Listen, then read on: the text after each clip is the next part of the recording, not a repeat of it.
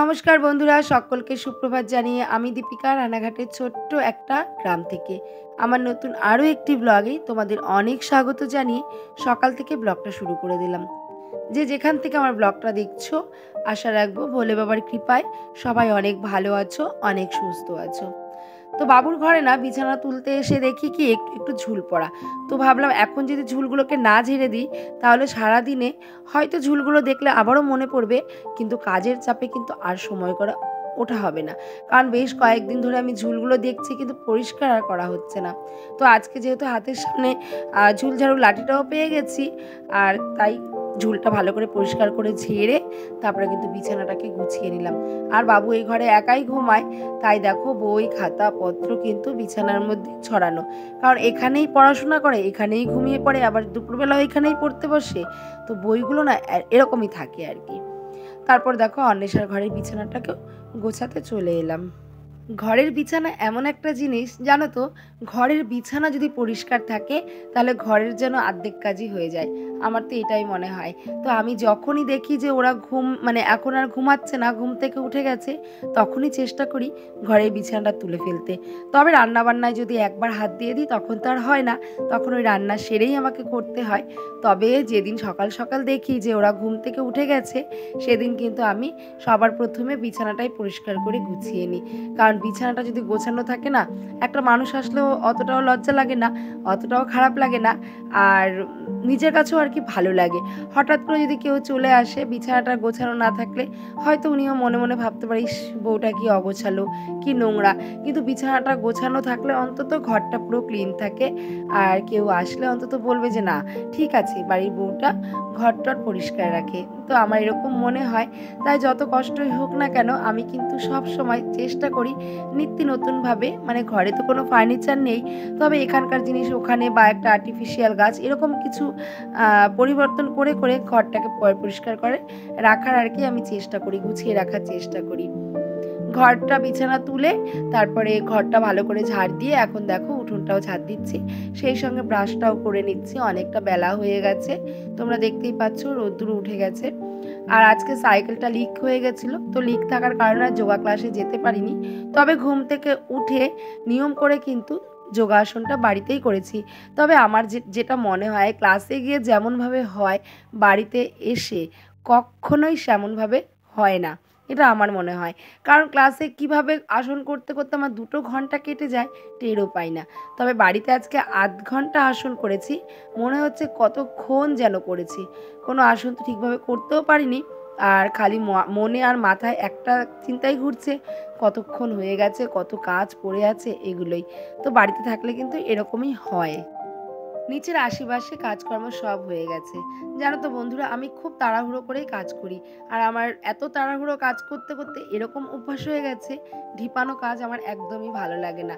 আর আমি সবসময় চেষ্টা করি যে সমস্ত কাজ গুছিয়ে গাছিয়ে তারপর সবার সঙ্গে গল্প করা, যদি গল্প করার ইচ্ছে হয় গল্প করার বা রেস্ট নেওয়ার। কিন্তু কোনো কাজ ফেলে রেখে আমার কোনো কিছু করতেই ভালো লাগে না।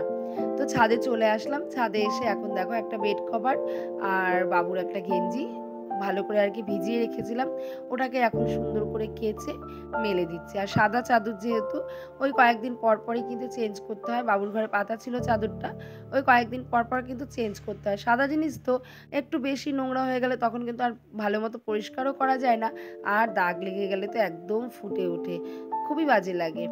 তো যাই হোক, এদিকে দেখো কাপড় চোপড় কেচে মেলে দিয়েছি, তারপরে স্নানটাও সেরে নিয়েছি, এখন পুজোটা দিয়ে নেব। আর আমার মনে হয় কি, সংসারে সব থেকে বড় কাজ হচ্ছে এই পুজো দেওয়া আর রান্না করাটা। এই দুটো কাজ যদি ঠিকঠাকভাবে সময় মতো হয়ে যায় তাহলে দেখবে মানে সারাদিন মনে হয় তেমন কোনো কাজই থাকে না। আর যেটুকু কাজকর্ম থাকে সেটুকু কিন্তু টুকটুক করে ঠিক সেরেই ফেলা যায়।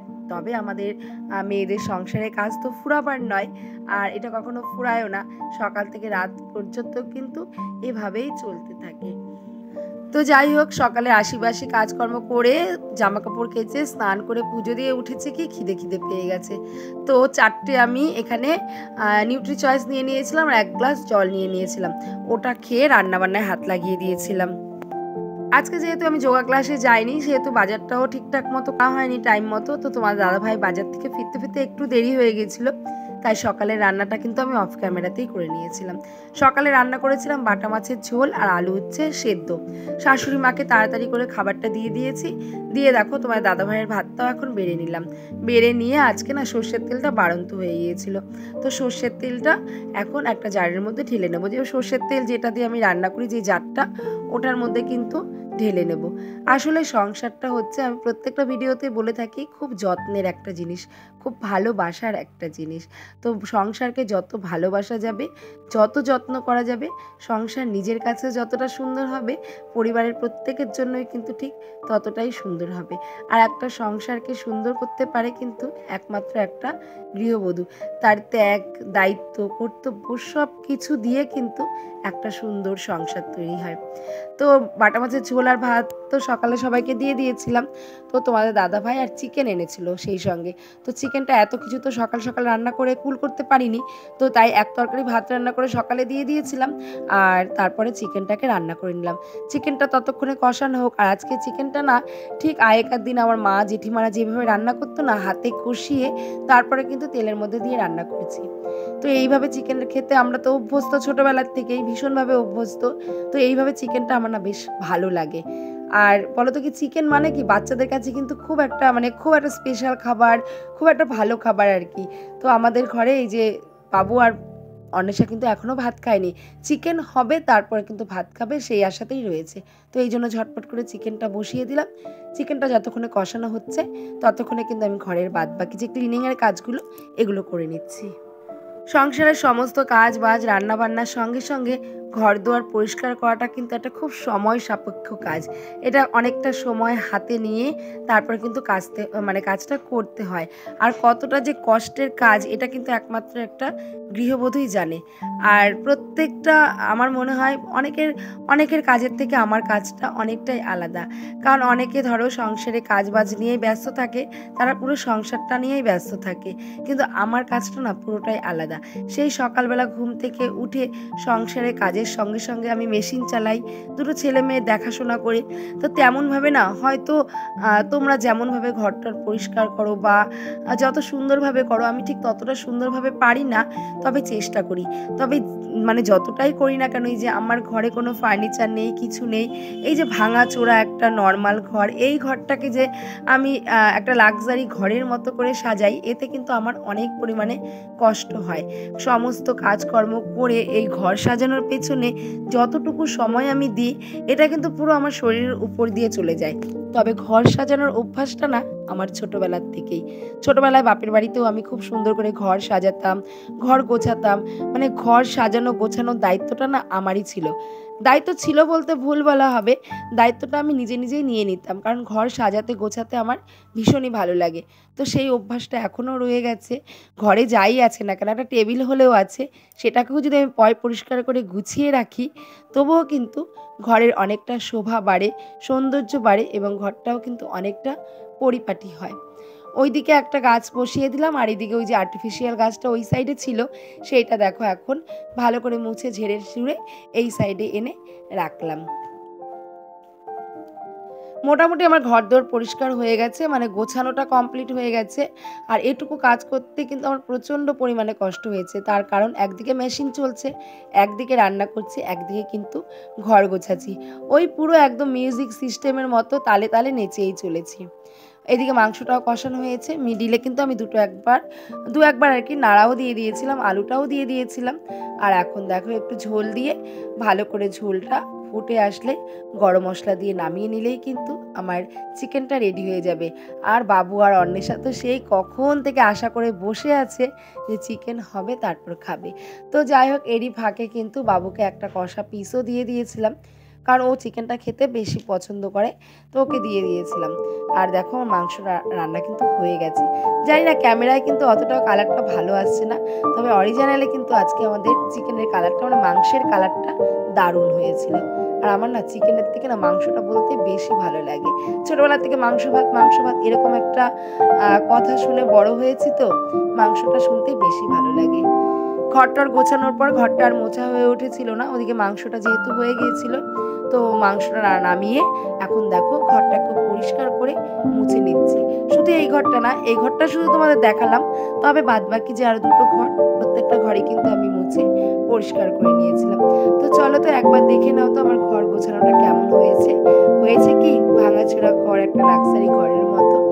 তো তোমাদের কেমন লাগলো আমার ভাঙাচোরা ঘরটা, আমি যেভাবে যত্ন করে ভালোবাসা দিয়ে সাজিয়েছি? অবশ্যই কিন্তু তোমরা একটু কমেন্ট করে জানিও যে কেমন লাগলো আমার এই ঘর গোছানোটা। এই যে আমি সংসারের এত কাজ করি, পরিশ্রম করি, তারপর আবার মেশিন চালাই, তারপরে বাচ্চাদের দেখাশোনা, তোমার দাদা ভাইয়ের সাথে একটু কাজ করি, করেও এই যে ইউটিউবটা করছি শুধুমাত্র ভীষণ পরিমাণে ইউটিউবকে ভালোবেসে আর তোমাদেরকে ভালোবেসে। তোমরা যদি আমাকে একটু ভালোবাসা দাও তাহলে এখান থেকে আমার যে ছোট ছোট স্বপ্নগুলো আছে, যে আমি ফাঁকা ঘরটাকে যদি কখনো ভরাতে পারি, এই যে আমার ছোট ছোট আশা, ছোট ছোট স্বপ্ন, তোমরা পাশে থাকলে, তোমরা আশীর্বাদ করলে অবশ্যই একদিন আমিও সফল হতে পারবো। এই আশা নিয়ে কিন্তু খুব পরিমাণ কষ্ট করেও এত কাজ, এত পরিশ্রম করে যাচ্ছি। যাই হোক, ঘরটার গুছিয়ে একটু বিটের রস করে নিয়েছিলাম, বিট আর আমলার একটা জুস বানিয়ে নিয়েছিলাম, মানে কাঁচা আমলকে বিট আর আদা দিয়ে একটা জুস বানিয়ে সেটা খেয়ে নিয়েছিলাম। খেয়ে দিয়ে দেখো এখন হচ্ছে তরমুজটা কেটে নিচ্ছি। তরমুজটা কালারটা দেখেছো, যেমন কালার ঠিক তেমনই মিষ্টি, খুব সুন্দর ছিল তরমুজটা। আসলে আমার বাবার তো ফলের দোকান, তো আমার ছেলে গেছিল বাবার বাড়িতে। তোমরা সবাই জানো আমাদের বাড়ি থেকে আমার বাবার বাড়ির দূরত্ব মাত্র 5 মিনিট।